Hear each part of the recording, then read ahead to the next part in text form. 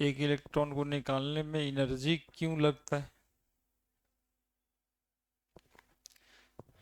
वो तो अब दूसरा बात हो गया, हाफ फील्ड और फुल फील्ड में ज़्यादा एनर्जी लगता है, ये भी सही है। हमारा सवाल तो है कि एनर्जी ही क्यों लगता है। हाँ, न्यूक्लियस के वजह से, क्योंकि इलेक्ट्रॉन न्यूक्लियस के अट्रैक्शन में रहता है। अब जैसे ही बचवा है, इसका हाथ पकड़ के हम अपने तरफ खींच ले और कोई इसको हमसे हटाने की कोशिश करेगा, तो एनर्जी लगेगा ना, क्योंकि हम इसको खींचे हुए अपने तरफ। तो इलेक्ट्रॉन को भी न्यूक्लियस अपने तरफ अट्रैक्ट किया हुआ है। तो जब कोई इलेक्ट्रॉन बाहर वाले ऑर्बिट से निकलेगा तो एनर्जी लगेगा। ठीक है।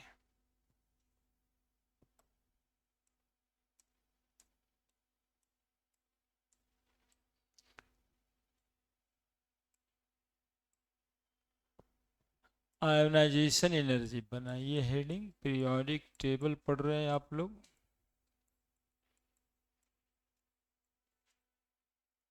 एनर्जी को इंथैल्पी भी कहते हैं।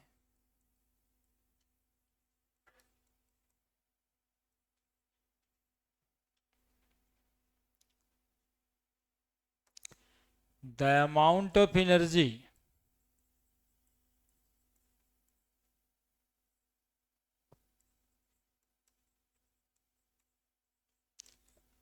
required to lose an electron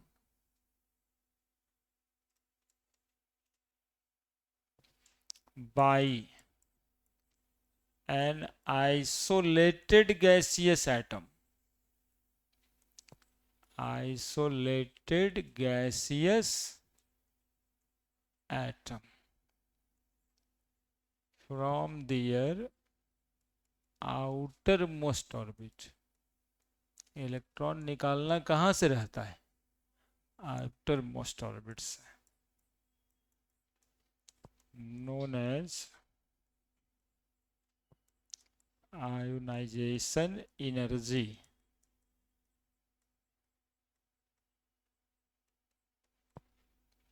The amount of energy required to lose an electron by an isolated gaseous atom, है ना। लॉस को यहां पर एक शब्द से भरपाई कर दें, इजेक्ट, है ना। इजेक्ट मतलब ही निकलना ही होता है। लॉस या eject an electron by an isolated gaseous atom. देखो ये बोलना सब कोई भूल जाता है। आइसोलेटेड मतलब अलग, गैसियस एटम सॉलिड से नहीं निकालना होता है। कोई मेटल यदि सॉलिड है तो उसको गैसियस स्टेट में कन्वर्ट करना है, और उस गैसियस स्टेट में से एटम का इलेक्ट्रॉन निकालना है ना। That amount of energy called as ionization energy. यानी कि यदि आप किसी मेटल को, मेटल से इलेक्ट्रॉन निकालना चाह रहे हैं, तो मेटल होता है सॉलिड, तो जो एनर्जी दीजिएगा आप, वो पहले सॉलिड से गैस स्टेट में आने में लग जाएगा, और फिर वो गैसियस एटम जब बनेगा तब उससे इलेक्ट्रॉन निकलेगा। ठीक है। डायरेक्टली सॉलिड से इलेक्ट्रॉन नहीं निकलेगा। ऐसे देखो, जनरली इलेक्ट्रॉन किससे निकलता है? मेटल से।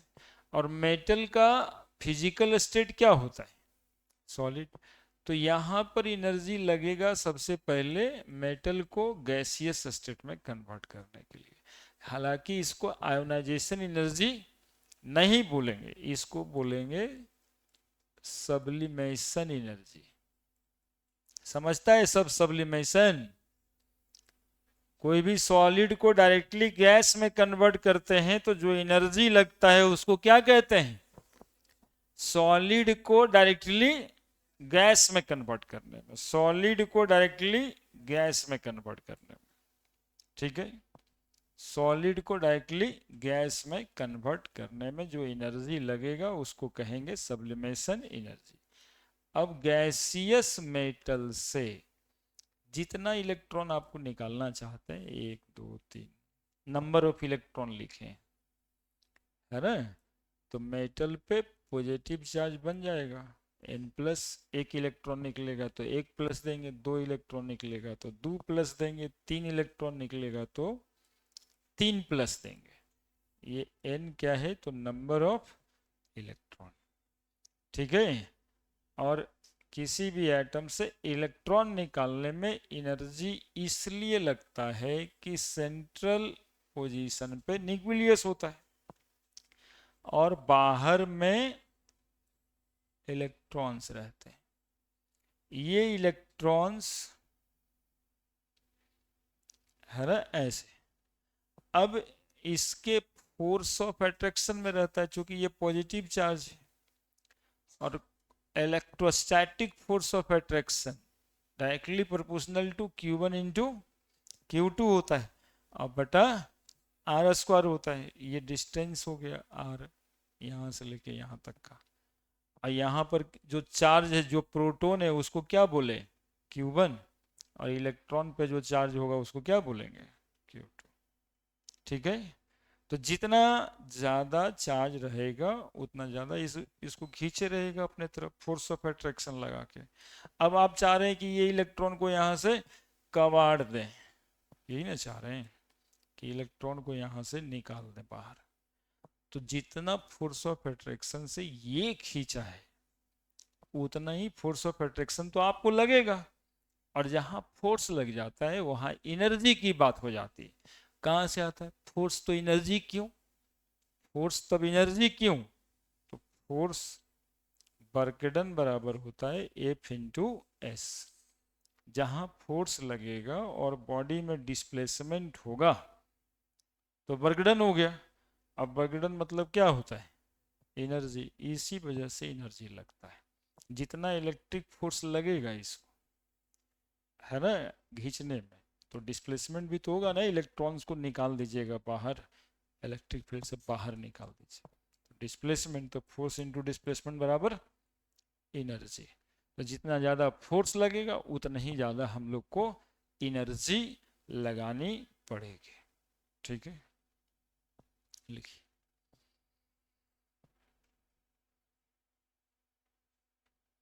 इलेक्ट्रॉन निकालने में एनर्जी क्यों लगता है ये बताएं। जो अमाउंट ऑफ एनर्जी लगेगा उसको आयोनाइजेशन एनर्जी कहेंगे।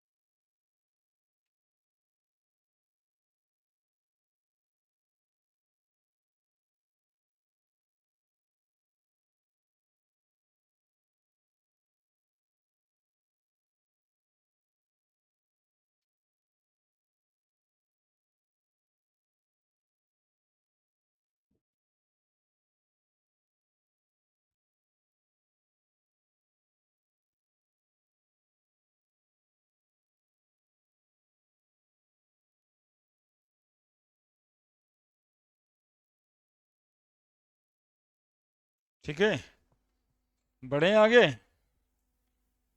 बढ़े। अब बताएंगे कि इलेक्ट्रॉन्स का निकालना एक सक्सेसिव फेनोमेनन है। Successive ionization energy.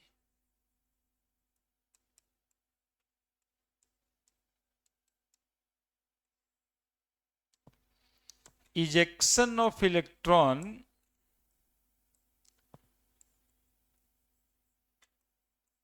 ejection of electron is a successive phenomenon। जानते हो सक्सेसिव फिनोमिनन का मतलब क्या है? That is occurs one by one, एक एक करके निकलता है। That is occurs one by one and namely it called as, namely इसका नाम कैसे रखते हैं हम लोग? And namely it known as first ionisation energy, first ionisation energy, second ionisation energy and third ionisation energy. Electron जो निकलता है एटम से, वो एक साथ 2 इलेक्ट्रॉन और 3 इलेक्ट्रॉन नहीं निकलता है। कैसे निकलता है? एक एक करके निकलता है। पहले एक इलेक्ट्रॉन निकलेगा, फिर एक इलेक्ट्रॉन निकलेगा, तब फिर एक इलेक्ट्रॉन निकलेगा। चूंकि हर इलेक्ट्रॉन पे न्यूक्लियस का फोर्स ऑफ अट्रैक्शन अलग हो जाता है। चूंकि न्यूक्लियस एक संगठित बॉडी, इलेक्ट्रॉन अकेले अकेले घूमता है ना? तो न्यूक्लियस हर इलेक्ट्रॉन पे फोर्स वाइज अलग अलग हो जाता है। जैसे एग्जांपल से समझाएंगे। जैसे देखो, सोडियम, एक इलेक्ट्रॉन निकलेगा तो सोडियम पे प्लस। अब बोलोगे एक ही इलेक्ट्रॉन क्यों सर? आप तो जानते थे, बता दिए। आप भी जान जाओ आज से। इसका इलेक्ट्रॉनिक कन्फिग्रेशन 2 8 1, चूंकि एटॉमिक नंबर है 11, तो एक ही इलेक्ट्रॉन ना आउटर मोस्ट ऑर्बिट में है तो ये गु निकलेगा। ठीक है, 2 8, एक इलेक्ट्रॉन निकला तो एगो प्लस चार्ज पड़ा। यहाँ पे जो अमाउंट ऑफ एनर्जी लगेगा उसको बोलेंगे फर्स्ट आयोनाइजेशन एनर्जी, I1। और एक सिंबल होता है, इंथैल्पी को डेल्टा H लिखा जाता है। ठीक है, और आयोनाइजेशन इंथैल्पी कहने का मतलब होता है डेल्टा HI, आयोनाइजेशन इंथैल्पी। और 1 के लिए ऐसे लिखते हैं 1। ये भी लिखा हुआ है फर्स्ट आयोनाइजेशन इंथैल्पी। मान लेते हैं +X kilo joule per mole. Unit होता है आयोनाइजेशन एनर्जी का, ध्यान रखिएगा, kilo joule per mole, unit of ionization energy. अब देखो, मैग्नीशियम की बात करें तो मैग्नीशियम को कितना इलेक्ट्रॉन होता है? 12। और 12 का कन्फिग्रेशन कैसे लिखेंगे? 2 8 2। तो इसके आउटर मोस्ट ऑर्बिट में कितना इलेक्ट्रॉन है? दोनों निकलेगा। क्यों निकलेगा दोनों? क्योंकि 8 ऑक्टेट पूरा हो जाता है, स्टेबल हो जाता है एटम, इसलिए 2 इलेक्ट्रॉन इससे मैक्सिमम निकल सकता है। लेकिन ये निकलेगा एक एक करके। तो मैग्नीशियम से पहले एक इलेक्ट्रॉन निकलेगा और ये बन जाएगा Mg+। ठीक है, तो एक इलेक्ट्रॉन निकला तो मैग्नीशियम का अब कन्फिग्रेशन क्या हो गया? अब Mg+ से फिर से एक इलेक्ट्रॉन निकल जाएगा, तब Mg2+। अब इसका कॉन्फ़िगरेशन हो जाएगा 2 8। यहाँ पे जो अमाउंट ऑफ एनर्जी लगेगा इसको कह देंगे आयोनाइजेशन एंथैल्पी 1 या सिंपल आयोनाइजेशन एनर्जी 1। और यहाँ पे जो एंथैल्पी लगेगा उसको कहेंगे सेकेंड आयोनाइजेशन एंथैल्पी या सेकेंड आयोनाइजेशन एनर्जी। एनर्जी चूंकि एडिटिव क्वांटिटी है, एनर्जी चूंकि एडिटिव क्वांटिटी है तो हम लोग इसको क्या करते हैं कि इस तरह से जोड़ भी सकते हैं, ऐसे ऐसे जोड़ते हैं, है ना। और देखना एम जी प्लस कट गया, जोड़े तो कट क्यों गया, हम कहे कि जोड़ते हैं और दिए काट, घट गया ना, एरो के उस पार है, इधर आएगा तो माइनस नहीं हो जाएगा, तो कट ही ना जाएगा। तो बताओ क्या हुआ, M G minus 2 electron, M G पे 2 प्लस, सीधा सीधा ऐसे लिखते हैं।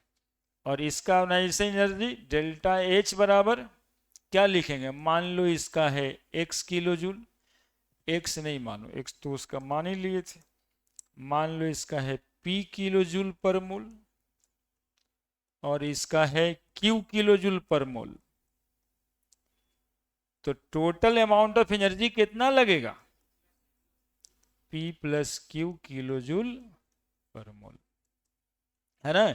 अब ये अलग अलग क्यों होगा वो समझो, यहां पे 12 प्रोटॉन था, ठीक है, अट्रैक्शन 12 इलेक्ट्रॉन का था, लेकिन जब Mg प्लस बना तो प्रोटॉन तो 12 ही रह गया, लेकिन इलेक्ट्रॉन की संख्या कितनी हो गई,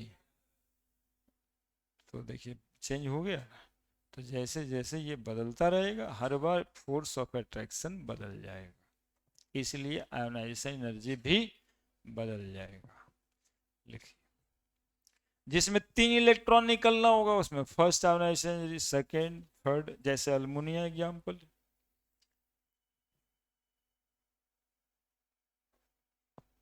तो यहां से सीखने को ये मिला ना इस हेडिंग से कि इलेक्ट्रॉन का निकलना, किसी से 2 और 3 इलेक्ट्रॉन जो निकलता है वो एक एक करके निकलता है, तीनों या दोनों एक साथ नहीं निकलता है।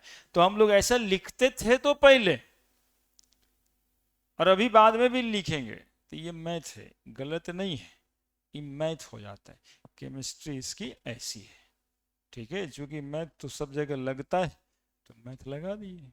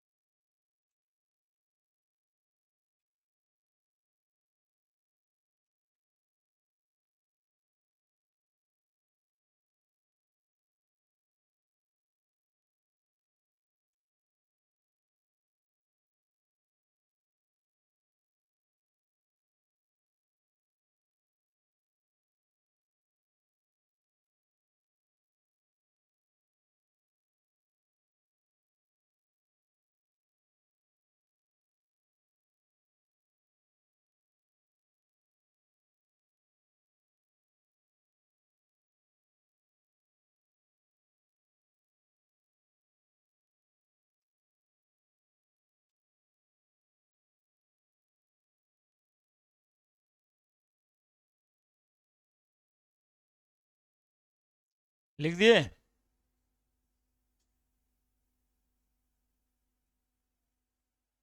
लिखे?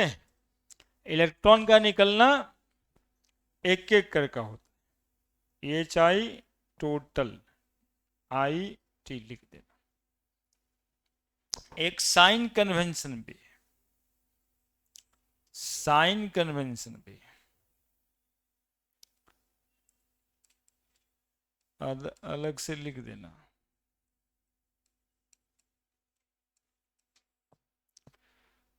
इंथैल्पी जो है, आयोनाइजेशन इंथैल्पी, कहीं भी इंथैल्पी शब्द का इस्तेमाल होगा, साइन सब जगह इस्तेमाल होने के लिए। तो डेल्टा एच यदि किसी का पॉजिटिव लिखा है, मतलब 100 जूल 200 जूल प्लस में, तो प्रोसेस एंडोथर्मिक कहा जाता है, मतलब एनर्जी रिक्वायर्ड होगा।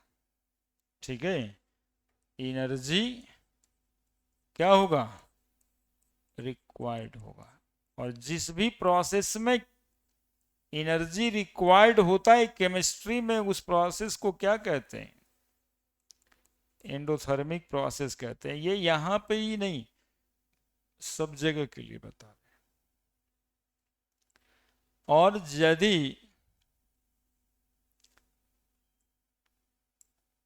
डेल्टा एच किसी का नेगेटिव लिखा हुआ है, मतलब एनर्जी रिलीज होगा या इवॉल्व होगा, है ना। और रिएक्शन या प्रोसेस को क्या कहेंगे? Exothermic process. तो निगेटिव का मतलब एक्सोथर्मिक है, पॉजिटिव का मतलब एंडोथर्मिक है ना। एनर्जी रिक्वायर्ड होगा तो पॉजिटिव में, एनर्जी रिलीज होगा तो नेगेटिव में। तो बताओ यहां पर डेल्टा एच ये सब जो लिखाएगा वो प्लस में आएगा कि माइनस में आएगा? हाँ, क्योंकि सब जगह पे एनर्जी रिक्वायर्ड, डिफिनेशन में लिख दिए, है ना। एनर्जी लगेगा इस प्रोसेस में। इसी वजह से जब कोई रिएक्शन होता है तो केमिस्ट्री वाले लैब का पहचान है कि वहां बंसन बर्नर रहता है, टेस्ट ट्यूब रहता है, उसमें कोई केमिकल लिए, अब नीचे से उसको जलाएंगे, नहीं, टेस्ट ट्यूब को गर्म करेंगे। कुछ ज्यादा रिएक्टिव होता है तो रगड़ देंगे, तभी रिएक्शन हो जाता है। लेकिन एनर्जी चाहिए होता है, ये एनर्जी यही सब काम में जाता है, किसी एटम से इलेक्ट्रॉन निकालने में, किसी को गेन कराने में। तभी तो रिएक्शन होगा, इलेक्ट्रॉन का लॉस करेगा कोई, गेन करेगा कोई, तब क्या हो जाता है? दोनों के बीच संबंध बन जाता है, बॉन्ड फॉर्मेशन हो जाता है ना। तो जो जो भी रिएक्शन होगा, अब वो सब रिएक्शन में एनर्जी रिलीज भी होता है, अब्जॉर्ब भी होता है। तो यहीं से जब इलेक्ट्रॉन निकलने में एनर्जी लगेगा सबसे पहले, तो लगाना पड़ेगा। अब सोडियम जैसा मेटल है जिसको कहा जाता है कि भाई एटमॉस्फेयर में लाइएगा तभी आग लग जाएगा, यानी एटमॉस्फेयर में जो टेम्परेचर है वो टेम्परेचर ही पर वो इलेक्ट्रॉन का लॉस कर देता है। इसका ये मतलब नहीं कि उसमें एनर्जी नहीं लगा। 25 डिग्री, 30 डिग्री, 35 डिग्री टेम्परेचर है ना एटमॉस्फेयर का, वही एनर्जी पर रिएक्शन हो गया, मतलब उसी एनर्जी पे इलेक्ट्रॉन निकल गया। That element are called most reactive element, है ना, वैसा ज़्यादा रिएक्टिव है। अब लो आए, इसको गर्म करते रहिए, आधा घंटा गर्म कीजिएगा, तब जाकर करके ऑक्साइड का फॉर्मेशन करेगा। लेकिन सोडियम ऐसा नहीं है, यानी आयरन से इलेक्ट्रॉन निकालने में ज़्यादा एनर्जी लग रहा है, सोडियम से कम लग रहा है, इसलिए वो रिएक्शन में टाइम ज़्यादा या फिर कम लग रहा है। ठीक है। अब एक अल्मुनियम है यहाँ पे, वो भी लिख दें, पढ़े। अब देखो अल्मुनियम 13 इलेक्ट्रॉन्स है, 13 प्रोटॉन्स भी है। क्या कॉन्फ़िगरेशन होगा इसमें? 2 8 3। तो अल्मुनियम से पहले क्या करेंगे? एक इलेक्ट्रॉन निकालो, और केमिस्ट्री यदि पूरी की पूरी जाए तो गैसियस एटम होना चाहिए, अल्मुनिया जो मेटल है वो मेटेलिक स्टेट में इलेक्ट्रॉन नहीं निकालेगा। कारण है यार कि मेटल मेटल बहुत सारा एटम एक साथ होता है ना। अल्मुनिया का सीट देखो कितना, लाखों लाख करोड़ों अरबों एटम क्या रहता है, एक साथ पैक रहता है। तो वो पैक्ड एटम में एक एटम आइसोलेट कैसे करोगे, इलेक्ट्रॉन तो एक एटम से निकालना है, तो उसको गर्म करके क्या करना पड़ेगा, गैस बनाना पड़ेगा। अब गैस के पार्टिकल दूर दूर रहते हैं, तभी तो दूर दूर मिलेगा, तभी तो एक एटम की बातें होगी। तो पूरा का पूरा सॉलिड है तो एक एटम मिल कहाँ रहा है आपको, ठीक है। तो ये गैसियस स्टेट में ही सब होगा। बोले अल्मुनिया को गैस लिख दिए, सर अल्मुनिया तो सॉलिड होता है, तो गैस बनाए हैं ना, कौन सा एनर्जी दिए होंगे इसको, सबलिमेशन एनर्जी, तब यहां तक पहुंचा है। अब इसमें आयोनाइजेशन एनर्जी लगाएंगे तो क्या बनेगा बताओ, और फिर एल प्लस से एक इलेक्ट्रॉन निकालेंगे, क्या बनेगा बताओ, L2 प्लस से फिर एक इलेक्ट्रॉन निकालेंगे, क्या बनेगा बताओ, L3 प्लस। और यहाँ पे जो एनर्जी होगा उसको सीधा सीधा आने से एनर्जी 1, इसको आने से एनर्जी, इसको आने से एनर्जी 3। अब ये मैथ लगाते हैं हम लोग, तब तीनों को जोड़ देते हैं तो अल्मुनियम अल्मुनियम कट जाएगा, 2 प्लस 2 प्लस कट जाएगा। कैसे कट जाएगा सीख रहा है ना सब, जो चीजें इधर प्लस में है इधर आके माइनस ही होगा। अब अल्मुनियम है वहां पे, सब मिला के कितना इलेक्ट्रॉन लॉस हुआ, 3 इलेक्ट्रॉन, तो क्या बना L3 प्लस। अब इसका यदि आयोनाइजेशन एनर्जी कहेगा तो क्या लिखेंगे, ionization energy 1 plus ionization energy 2 plus ionization energy 3, और यूनिट क्या लिखेंगे, किलो जूल पर मोल, ठीक है। और एक इंपॉर्टेंट बात यहाँ पे डिस्कस कर देंगे, हमेशा थर्ड आयोनाइजेशन एनर्जी ज़्यादा होता है सेकेंड से, और सेकेंड आयोनाइजेशन एनर्जी ज़्यादा होता है फर्स्ट से। जहाँ जहाँ भी 2 इलेक्ट्रॉन और 3 इलेक्ट्रॉन निकालना होगा, जनरली यही रूल होगा। इन जनरल सब जगह पे तो नहीं कहा जाता है, लेकिन जनरल बात है ना, जो कि फिर आएगा half fill full fill condition, उस सब पर भी डिपेंड करता है। लेकिन जनरली थर्ड आयोनाइजेशन एनर्जी ज़्यादा होगा सेकेंड, और सेकेंड ज़्यादा होगा फर्स्ट। देखो हम समझा भी देते हैं तुमको कैसे। 13 प्रोटॉन मिलके 13 इलेक्ट्रॉन अट्रैक्ट किया है। अब 13 प्रोटॉन मिलके कितना को अट्रैक्ट किया, बोलो अट्रैक्शन ज्यादा लग रहा है कि नहीं। अब 13 प्रोटॉन मिलके कै को अट्रैक्ट करना है, तो और ज्यादा अट्रैक्शन बढ़ेगा कि नहीं, तो एनर्जी बढ़ेगा। क्लियर है। तो थर्ड आयोनाइजेशन एनर्जी ज्यादा होता है सेकेंड से, सेकेंड ज्यादा होता है फर्स्ट से।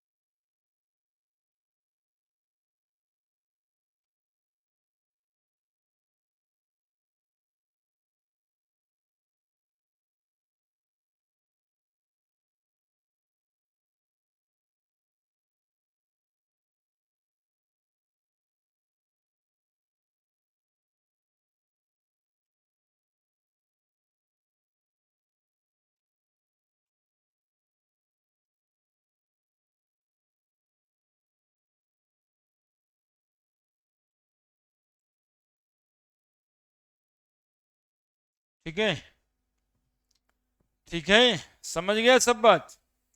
थर्ड आयनाइजेशन एनर्जी ज्यादा होगा सेकंड से, सेकंड ज्यादा होगा फर्स्ट से।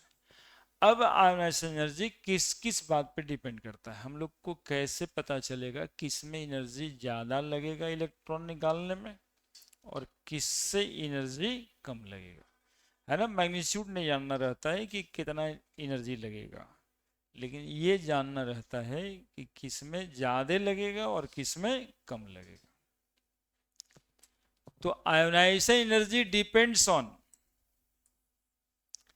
या ionisation enthalpy depends on,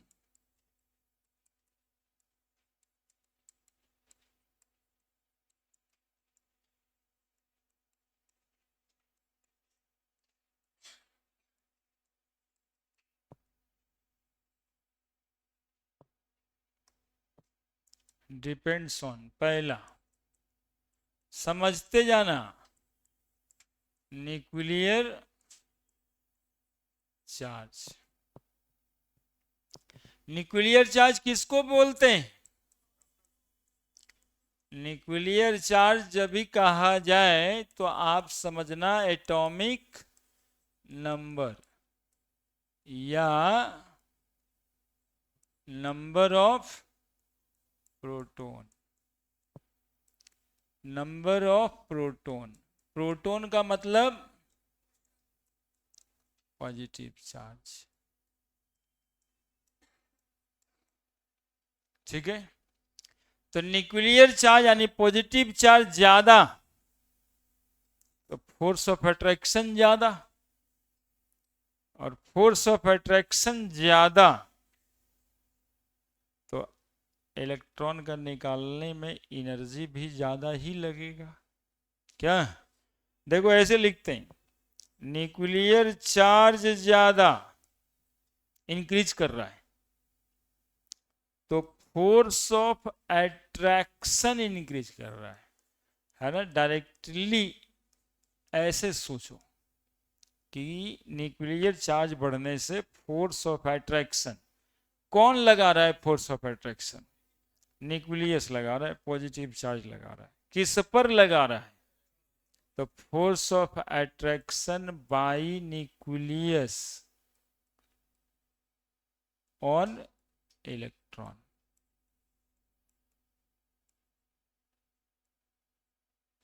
force of attraction bye nucleus on electron, ये बढ़ जाएगा, है ना। और ये बढ़ जाएगा तो आपको अमाउंट ऑफ एनर्जी भी ज़्यादा लगाना पड़ेगा इलेक्ट्रॉन को वहाँ से निकालने के लिए, तो आयोनाइजेशन एनर्जी भी बढ़ जाएगा, ठीक है।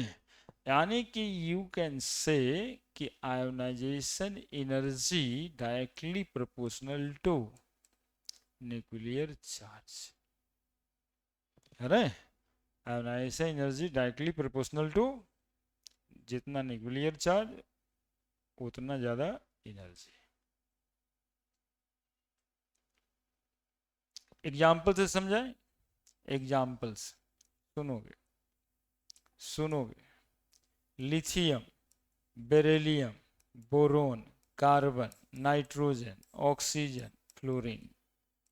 बोलो, लिथियम में कै प्रोटॉन? 4, 5, 6, 7, 8, 9। कभी सुना है carbon, nitrogen, oxygen, fluorine electron loss करता है? करता है लॉस? ये सब तो गेन करता है, लॉस तो लिथियम करता है नहीं, इसलिए कि आयोनाइजेशन एनर्जी उसका क्या है? कम। आई इसका आयोनाइजेशन एनर्जी क्या है? ज़्यादा है, तो आयोनाइजेशन एनर्जी इंक्रीज करता है, आयोनाइजेशन एनर्जी इंक्रीज करता है ना। चूंकि न्यूक्लियर चार्ज इंक्रीज कर रहा है, क्यों करता है? तो न्यूक्लियर चार्ज इंक्रीज, है ना। दो दो घर है, ये सारे में आप सिचुएशन समझना एकदम आराम से। ये न्यूक्लियस है और दो घर है, तो लिथियम में 3 ही इलेक्ट्रॉन है, 1, 2 और 1 इलेक्ट्रॉन। और प्रोटॉन की संख्या भी 3 है। इधर जब फ्लोरीन के तरफ आ गए तो प्रोटॉन की संख्या, अब घर तो यहां भी 2 ही है, तो घर तो कम है ना, मतलब घर तो जितना उसमें था वो इतना ही इसमें है, लेकिन प्रोटॉन तो 9 गो है और इलेक्ट्रॉन भी 2 2 4 2 6 7 8 9, तो चार्ज कितना ज्यादा बढ़ गया, बढ़ा ना, न्यूक्लियर चार्ज बढ़ा ना, तो न्यूक्लियर चार्ज बढ़ेगा तो फोर्स ऑफ अट्रैक्शन नहीं बढ़ेगा, तो फोर्स ऑफ अट्रैक्शन यहाँ पे कम यहाँ पे ज्यादा, इसलिए आयोनाइजेशन एनर्जी ज्यादा। ठीक है, तो फ्लोरीन का आयोनाइजेशन एनर्जी ज्यादा होता है किससे, लिथियम से।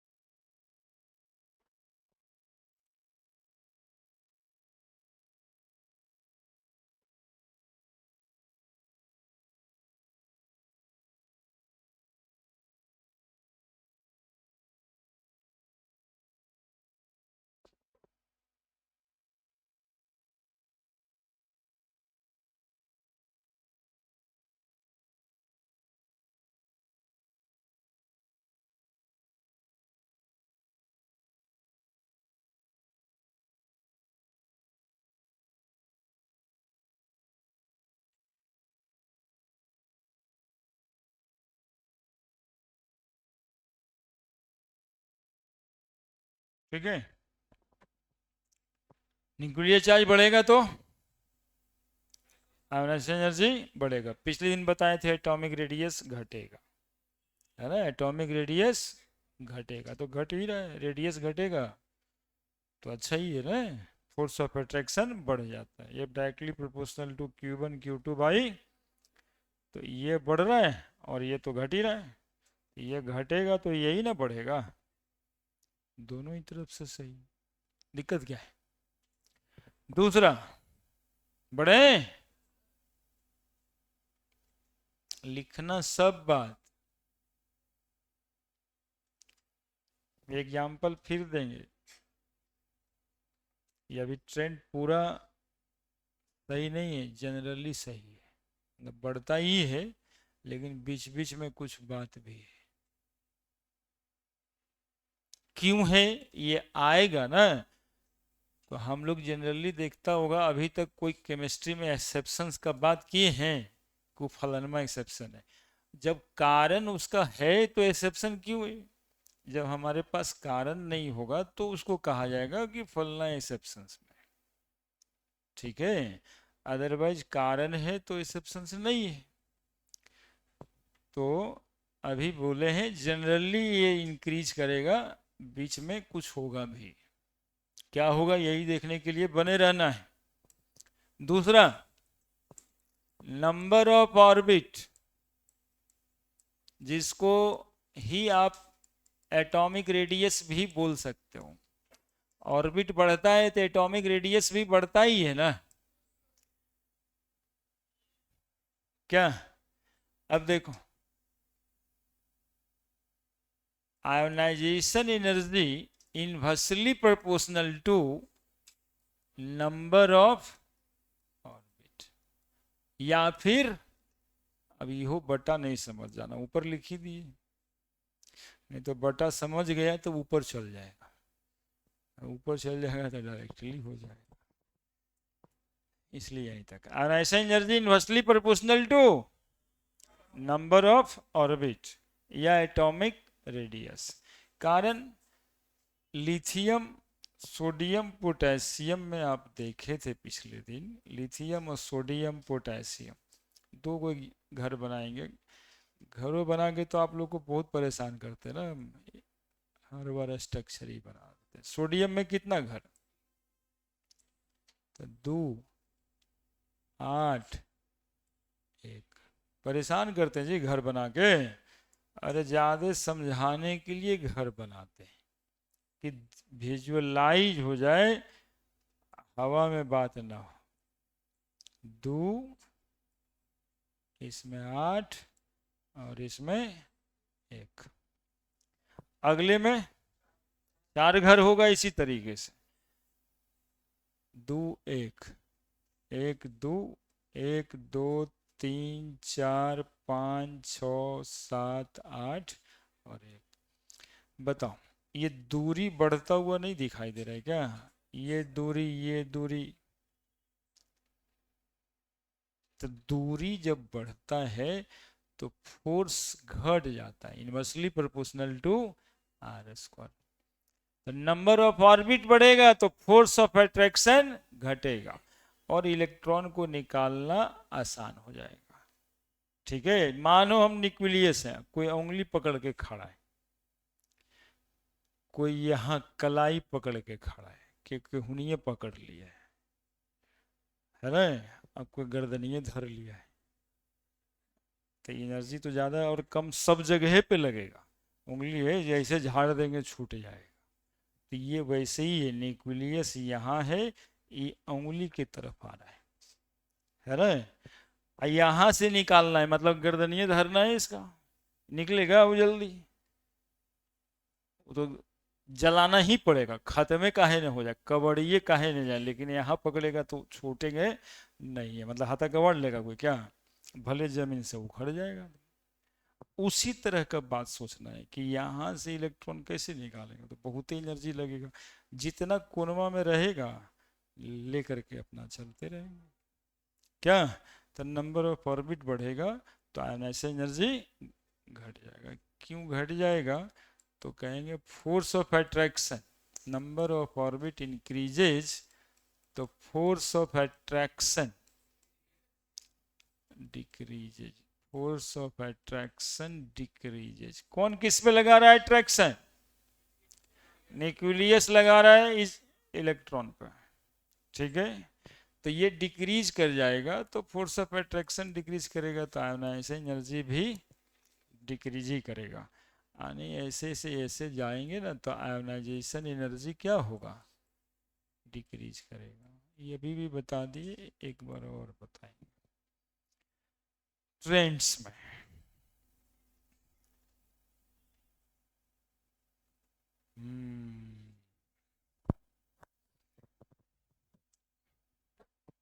ये सब बहुत क्लियर कट बात होता है, इसमें दिमाग में कोई ओलझुल नहीं रखना चाहिए, एकदम शांति से ऐसे हो रहा है, क्यों हो रहा है, ये कारण सिर्फ पता करना और उस कंडीशन को जनरलाइज करना, इसको बोलते हैं सीखना। तो आप सीखते हैं,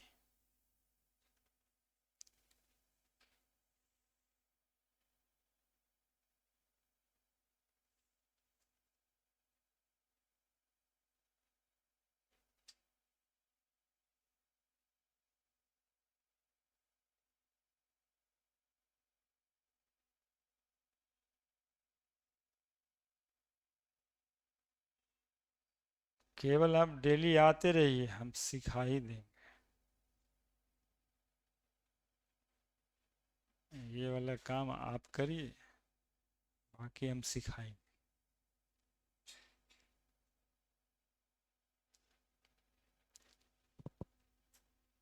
आयोनाइजेशन एनर्जी डिक्रीजेज।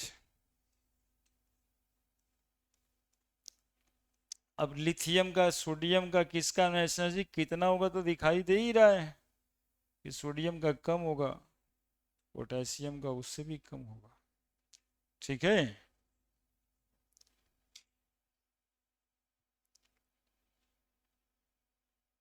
बढ़ जाए। तीसरा, अब ये दो मेन बात था और ये दोनों मेन बात से जनरल बात हो गया। अब दो तीन स्पेशल बात। ठीक है, तो स्पेशल जैसा सीख लेते हैं। तीसरा,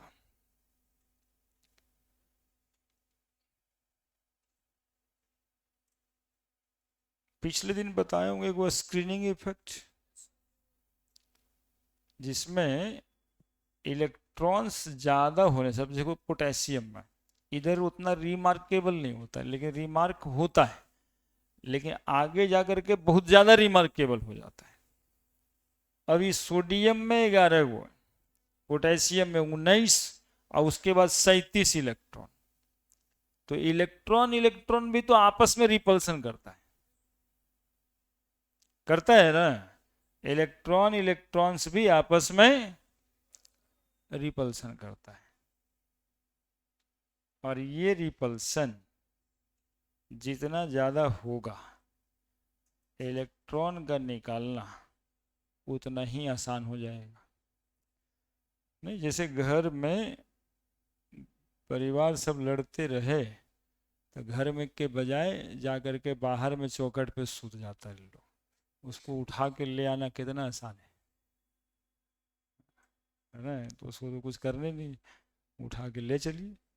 तो ज़्यादा इलेक्ट्रॉन इधर रहेगा तो वही वाला इफेक्ट हो जाएगा। स्कैनिंग इफेक्ट के वजह से इलेक्ट्रॉन निकालना आसान होता है, तो आयनाइजेशन एनर्जी डिक्रीज करता है ना, स्क्रीनिंग इफेक्ट की वजह से। तो जहाँ ज़्यादा इलेक्ट्रॉन्स आ जाए कम घर के अंदर, तो वैसे समझना है। ठीक है, कि इलेक्ट्रॉन इलेक्ट्रॉन का रिपल्सन है,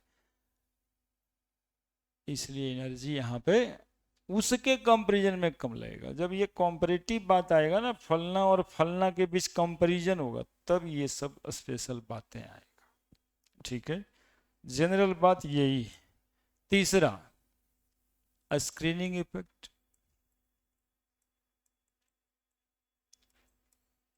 स्क्रीनिंग इफेक्ट का मैग्नीट्यूड भी होता है, बता नहीं रहे जानबूझ के, देखते हैं समय मिलेगा तो। हम लोग समझता भी आजकल ज्यादा है ना कि सर काम से काम रखना है। Screening effect inter electronic repulsion को कहते हैं, पिछले दिन डिफाइन किए थे। Inter electronic repulsion, inter electronic repulsion. वो घर वाला जो एग्जाम्पल दिए है ना, हम जानबूझ के ही दिए हैं, वैसा कुछ नहीं कि सर कुछ वो बोल रहे थे, इसको समझने के लिए दिए। इंटर का मतलब इन बिटवीन होता है, और इलेक्ट्रॉन्स, हम तो आपसे में सबको लड़ा, इलेक्ट्रॉन इलेक्ट्रॉन बीच में रिपेल नहीं करेगा, नेगेटिव चार्ज है सब।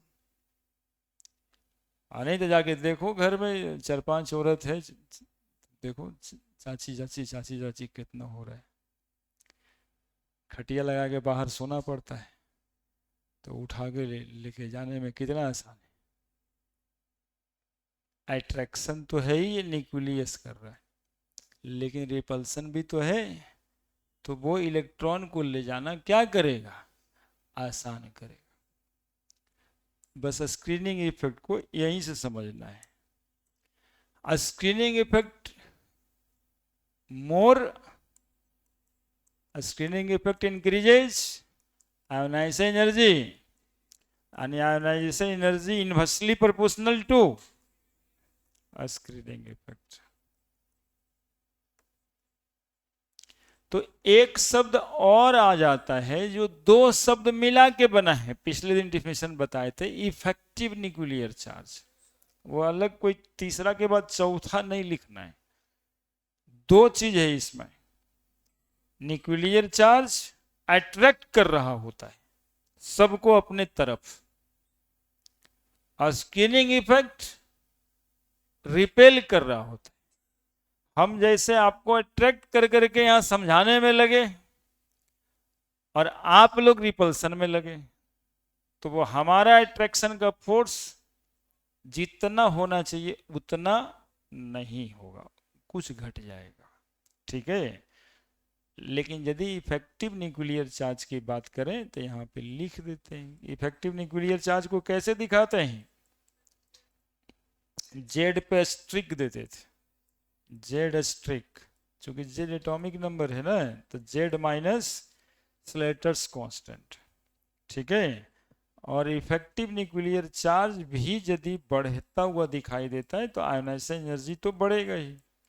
ठीक है। और ये बढ़ेगा कब? जब ई कम रहेगा तभी नहीं ज्यादा रहेगा। ई कम रहेगा तो ये ज्यादा आएगा, ई ज्यादा हो जाएगा तो ये कम आएगा। बस यही मापदंड रखना है। न्यूक्लियर चार्ज और स्क्रीनिंग इफेक्ट दोनों को एक जगह डिस्क्राइब करना है तो लिख देते हैं इफेक्टिव न्यूक्लियर चार्ज।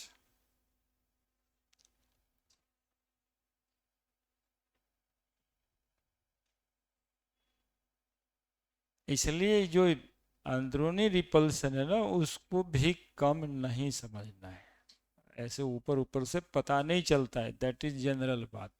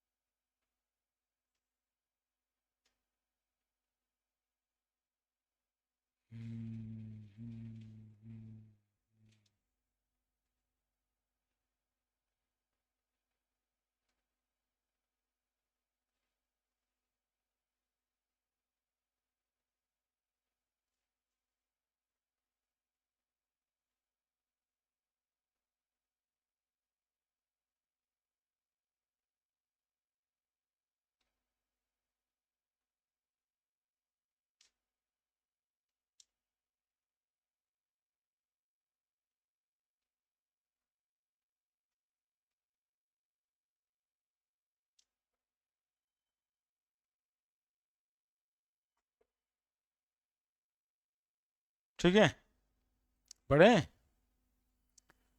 अब चौथा स्पेशल बात, ऑर्बिटल का condition, that is electronic configuration.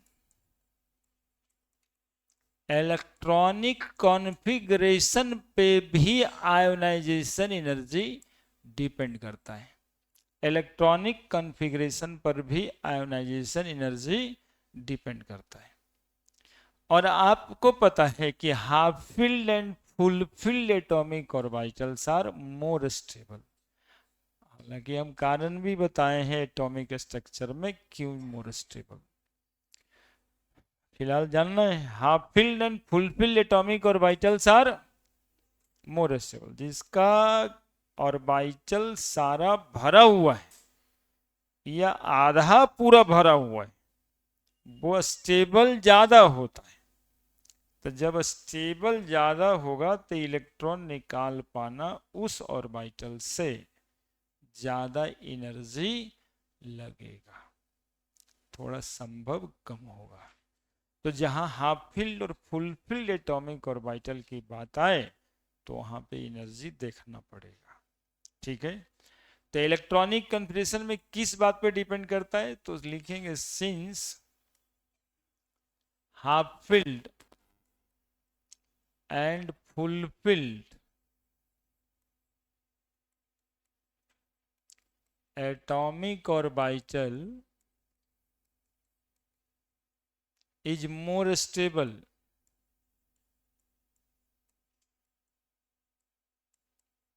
so ejection of electron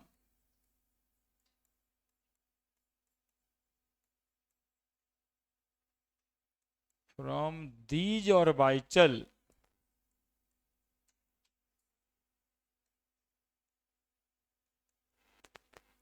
require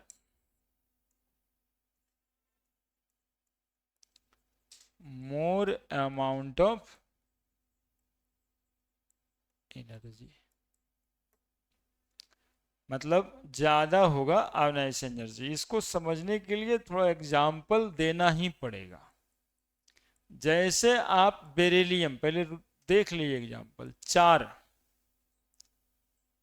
ठीक है, कन्फिग्रेशन सिखाए हैं 1:2:2 सीखा था ना। क्या था भूल गया होगा। S S P Singh DPS DPS और फर्स्ट डीपीएस।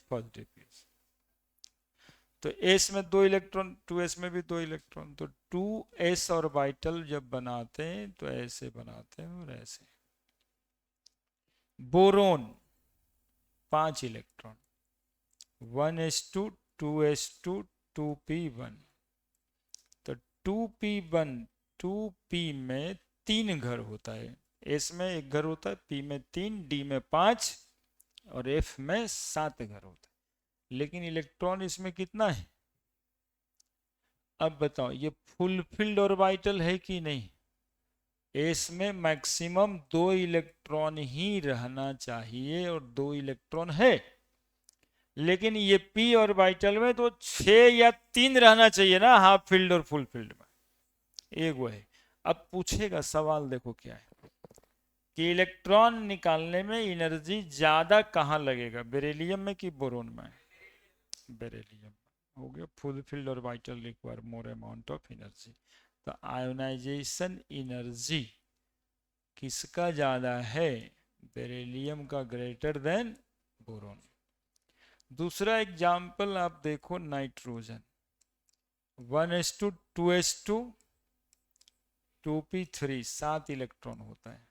तो 2p3, पी में 3 घर और तीनों में 1-1 इलेक्ट्रॉन।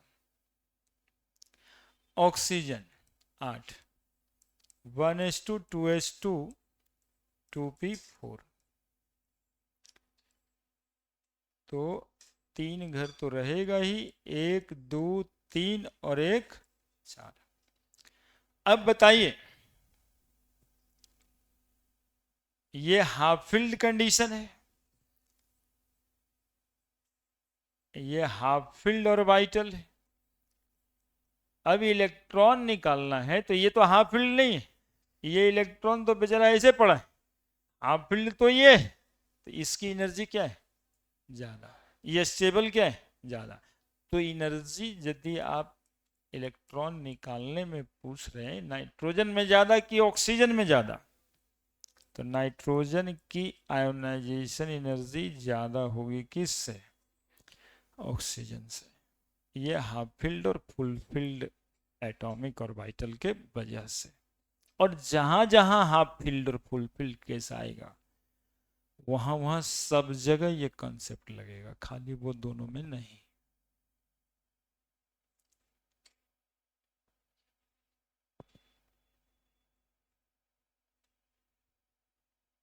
लिखिए ना।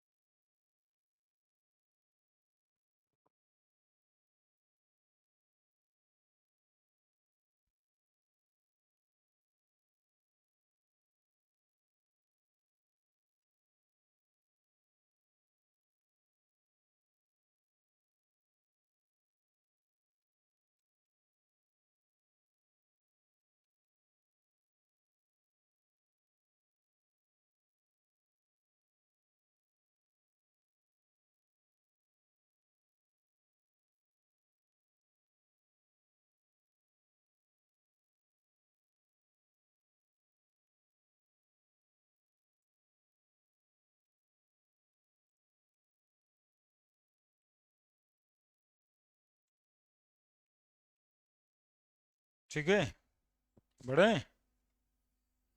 बढ़े। हाफ फील्ड और full filled atomic orbital are,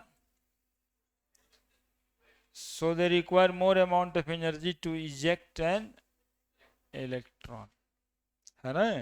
half filled और फुल फील्ड एटॉमिक ऑर्बिटल ज्यादा स्टेबल होता है, इस वजह से इलेक्ट्रॉन निकालने में ज्यादा एनर्जी लगेगा, है ना।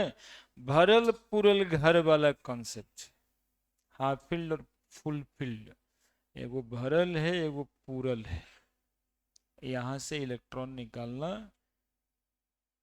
ज्यादा एनर्जी खोजेगा। क्लियर है।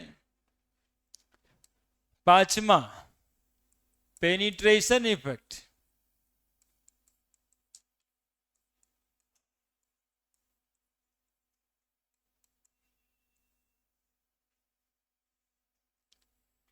ये आपको ऑर्बिटल के लिए है सिर्फ। देखिए, ये न्यूक्लियस होता है, पहला घर, दूसरा, तीसरा,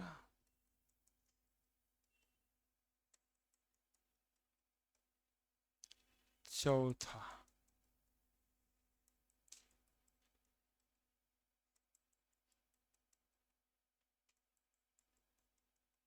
ठीक है। n बराबर, घर है 1, ये है 2, ये है 3 और ये 4। अब बोलिएगा सर तो डॉटेड डॉटेड लाइन क्या बना है?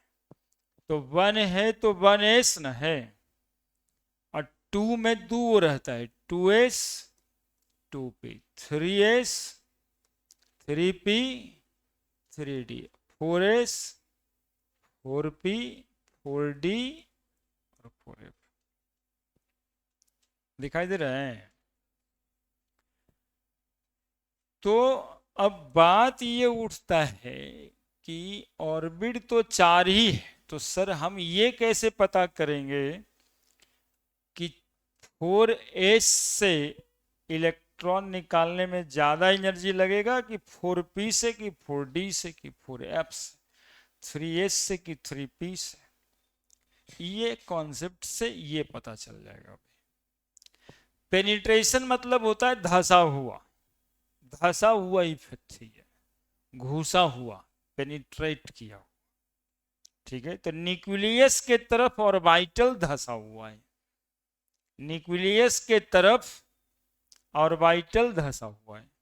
तो चौथे घर में या तीसरे घर में कौन ज्यादा न्यूक्लियस की तरफ है? 3s नहीं, ये तो 4s, हाँ ठीक है, फोर्थ घर में 4s है, थर्ड घर में, तो ज्यादा धसा हुआ है मतलब ज्यादा नजदीक है, तो ज्यादा नजदीक है तो ज्यादा फोर्स ऑफ अट्रैक्शन लग रहा है, रेडियस बढ़ गया ना यहाँ पे, ये तो यहाँ इलेक्ट्रॉन है, यहाँ निकालना है, यहाँ इलेक्ट्रॉन है, यहाँ से निकालना है, बताओ कहाँ से एनर्जी ज्यादा लगेगा? 3s से ज्यादा एनर्जी लगेगी, 3d से कम एनर्जी लगेगा। तो जो ऑर्बिटल न्यूक्लियस के तरफ ज्यादा पेनिट्रेटेड है, वहां से इलेक्ट्रॉन निकालने में आयोनाइजेशन एनर्जी ज्यादा लगेगा। बस इतना ही सब बात है। The orbital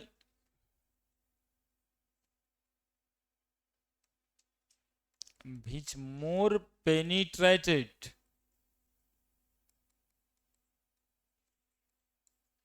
towards the nucleus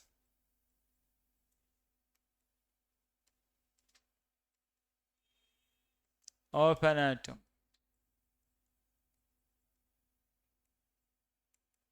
ejection of electron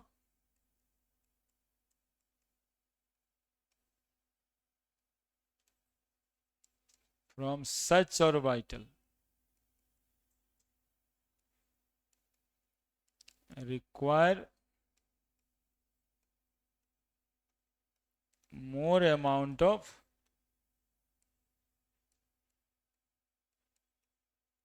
energy. ठीक है।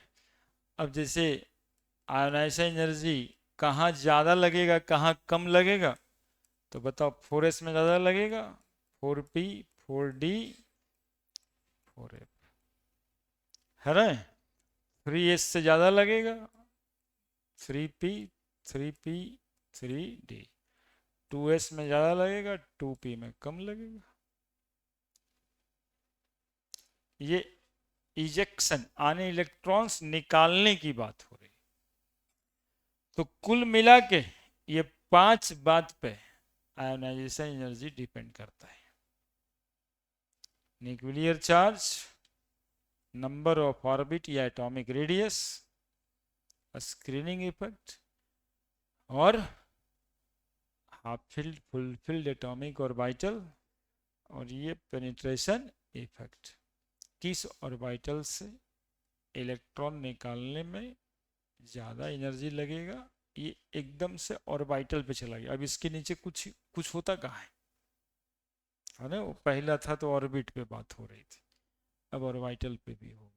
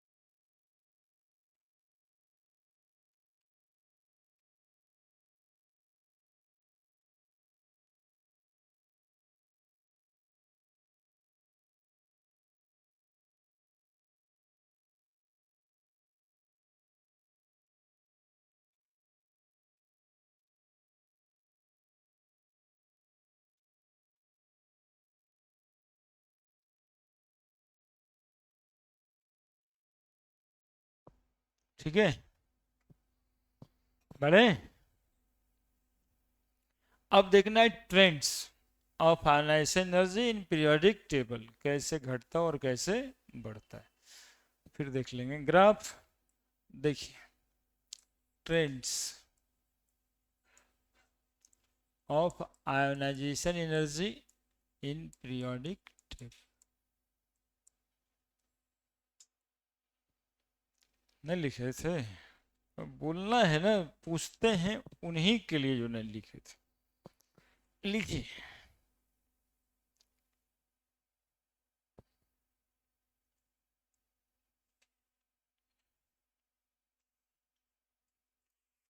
फिर पूछ रहे हैं, 2 डीपीपी मिला था आप लोग को, कोई दिक्कत नहीं ना।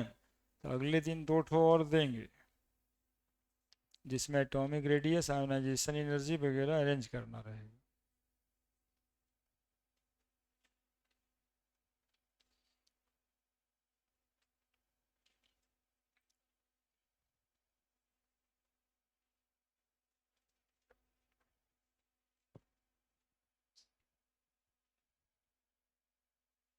हो गया।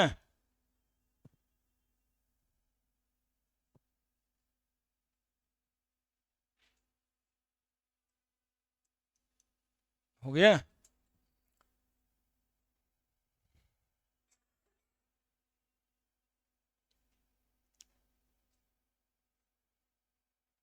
अब देखिए ट्रेंड्स लिखे तो थे, trends of ionization energy in periodic table. अब यहाँ पर देखो क्या बनाते हैं, अभी लिखा नहीं, देख ही लेना पहले। Lithium, beryllium, boron, carbon, nitrogen, oxygen, fluorine, sodium, potassium, rubidium, caesium, francium भी। ऐसे ही ना पीरियोडिक टेबल है। पीरियोडिक टेबल के इस पोजीशन को क्या बोलते हैं? लेफ्ट। इस पोजीशन को क्या बोलेंगे? राइट। अब देखिए, इसका 3, 4, 5, 6, 7, 8, 9 बनाए, यही थे पिछली बार। लिथियम की एनर्जी कम बेरिलियम से, लेकिन बेरिलियम का आयोनाइजेशन एनर्जी अभी अभी दिखाएं, याद है किसी को? ज्यादा। किससे? बोरोन से। समझ पा रहे हैं जो बोले हैं? बोरोन की एनर्जी कम, कार्बन की एनर्जी कम, नाइट्रोजन, नाइट्रोजन का ज्यादा, किससे? ऑक्सीजन का कम। देखिए ट्रेंड, ट्रेंड 2 बार ब्रेक किया ना। जनरल ट्रेंड तो वो था, और इसको आप समझ जाते हैं कि ये एक्सेप्शन है, एक्सेप्शन में याद करो। अब हमको कहाँ याद करना है? बेरिलियम का एनर्जी ज़्यादा इसलिए है कि वो हाफ फील्ड नहीं, फुल फील्ड, और नाइट्रोजन की एनर्जी ज़्यादा इसलिए है कि हाफ फील्ड सबसे ज़्यादा नहीं है उनका। क्या? ये तो इनर्ट है गैस, उसे तो इलेक्ट्रॉन निकालने संभव नहीं हो पाता है। 8 इलेक्ट्रॉन भरा हुआ है। क्या? 2 स्टार बनाए। यही नहीं, बेरिलियम के नीचे मैग्नीशियम है, अल्मुनियम है, सिलिकॉन है, फास्फोरस है, सल्फर है, क्लोरीन है, आर्गन है। तो यहाँ भी ट्रेंड वही है, मैग्नीशियम की ज्यादा अल्मुनियम से, अल्मुनियम की कम, सिलिकॉन की कम, फास्फोरस की ज्यादा सल्फर से। ठीक है? और सल्फर का कम क्लोरीन से, क्लोरीन का कम। कारण क्या देंगे यहाँ पे? सेम, हाफ फील्ड और फुल फील्ड।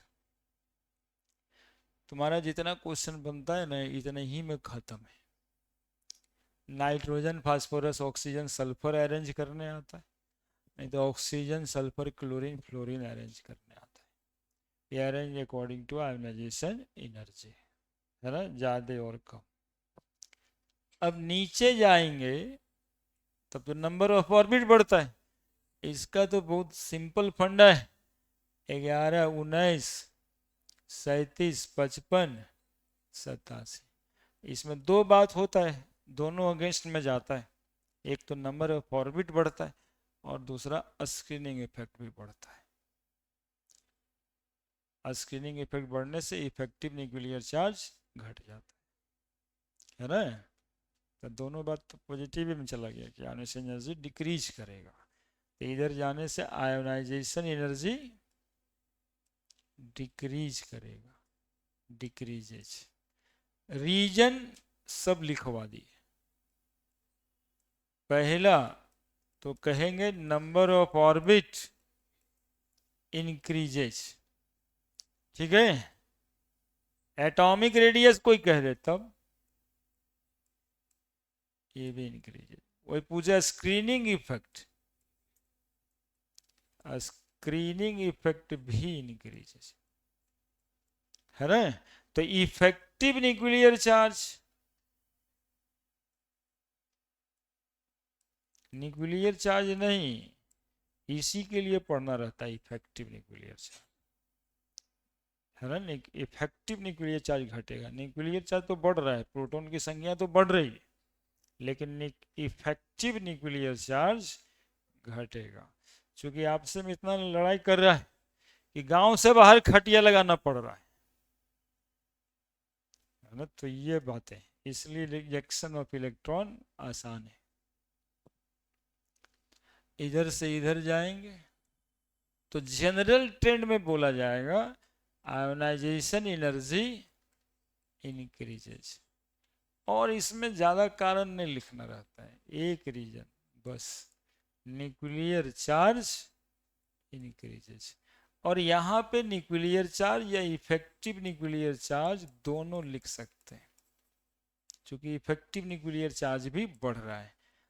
उस हिसाब से एक एक करके इलेक्ट्रॉन बढ़ रहा है, ऐसा कुछ नहीं कि एक के बार 18 इलेक्ट्रॉन बढ़ जा रहा है, एक के बार 32 इलेक्ट्रॉन बढ़ जा रहा है। इधर तो एक एक करके इलेक्ट्रॉन बढ़ता है। Effective nuclear charge increases.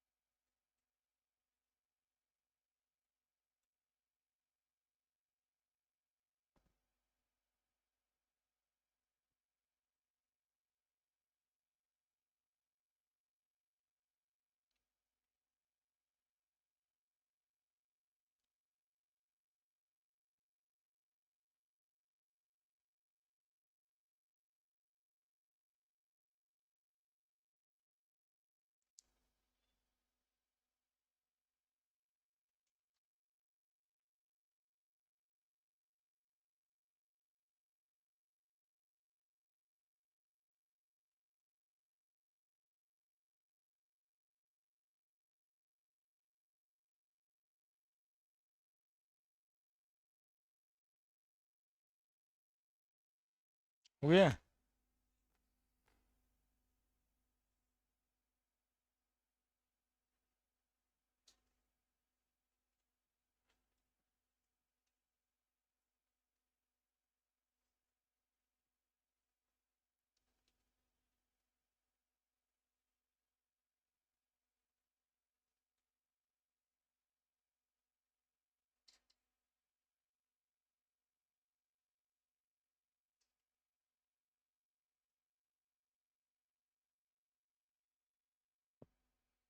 बैठो बैठो।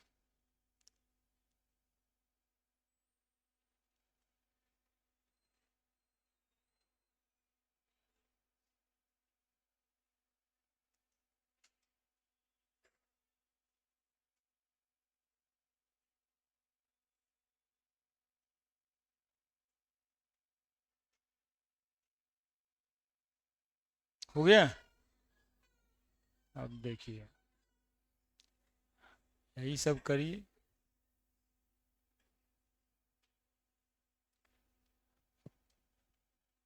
अब देखिए आगे, लिखे ना।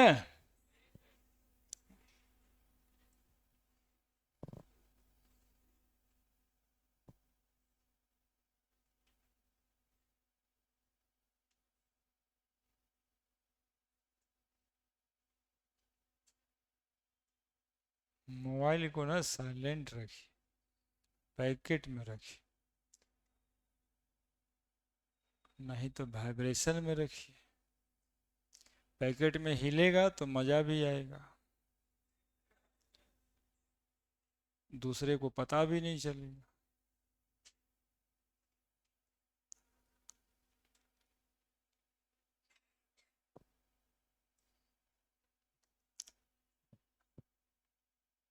अब ग्राफिकली देखते हैं इसको, ठीक है? तो ग्राफ जब हम लोग देखते हैं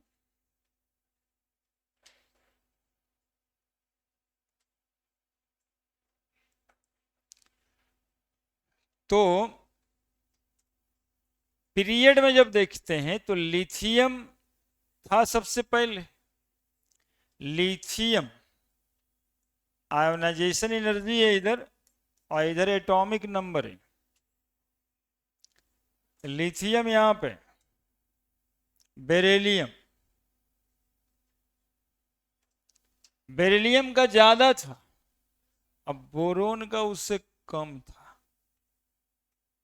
बोरोन के बाद था कार्बन, कार्बन के बाद था नाइट्रोजन, और ऑक्सीजन फिर कम था, और ऑक्सीजन के बाद था फ्लोरीन, और फ्लोरीन के बाद था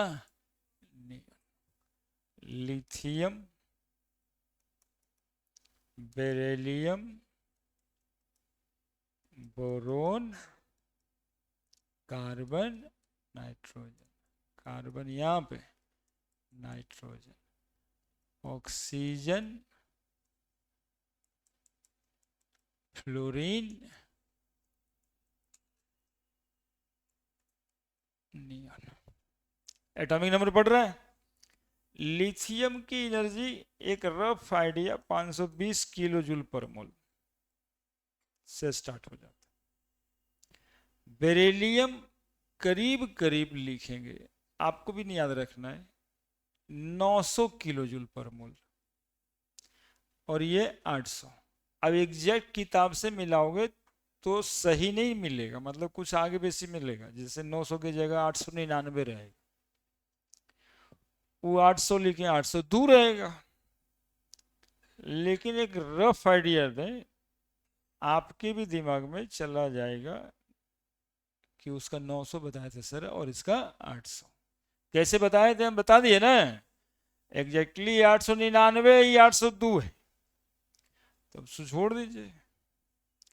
ये 1400 कुछ है, 1413 है, 1400 लिखेंगे किलो जूल।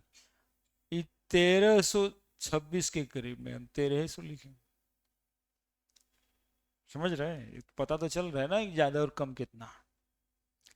इन नियॉन तक पहुंचते पहुंचते करीब करीब 2000 किलो जूल हो जाता, इस 1600 किलो जूल पे। इस तरह से एनर्जी घटता बढ़ता। ये मैग्नीट्यूड बस एक सांकेतिक भाषा है इतना ही, थोड़ा आगे पीछे है ना। 20-50 जूल में क्या रखा है, बेरिलियम का ज्यादा, बोरोन का कम, नाइट्रोजन का ज्यादा, ऑक्सीजन का कम।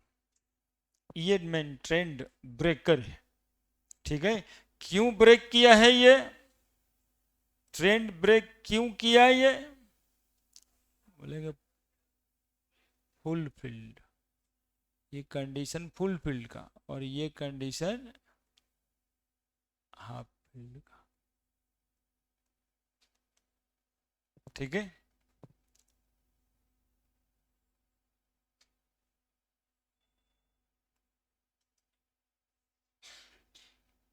आयोनाइजेशन एनर्जी के बाद इधर में भी एक लिख देते, आयोनाइजेशन एनर्जी, और इधर में एटॉमिक नंबर। थोड़ा सा देख लो ना, लिथियम का सबसे ज्यादा,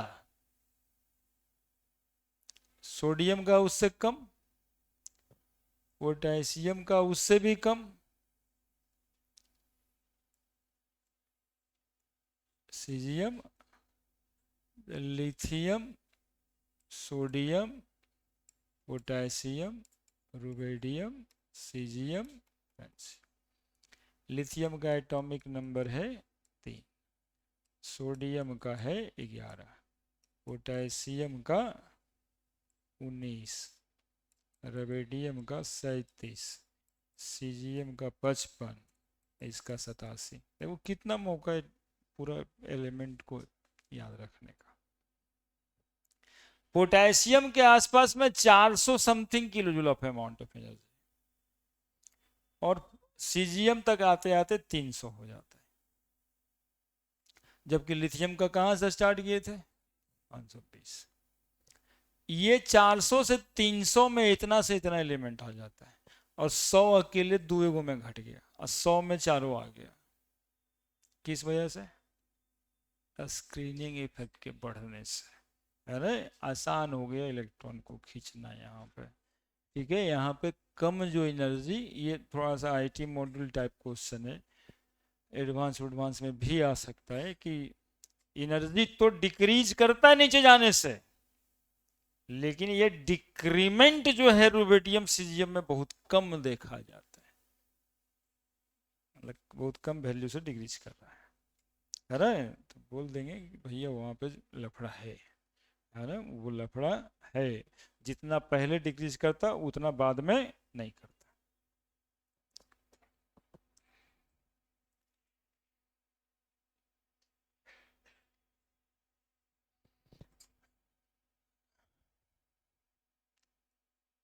बहुत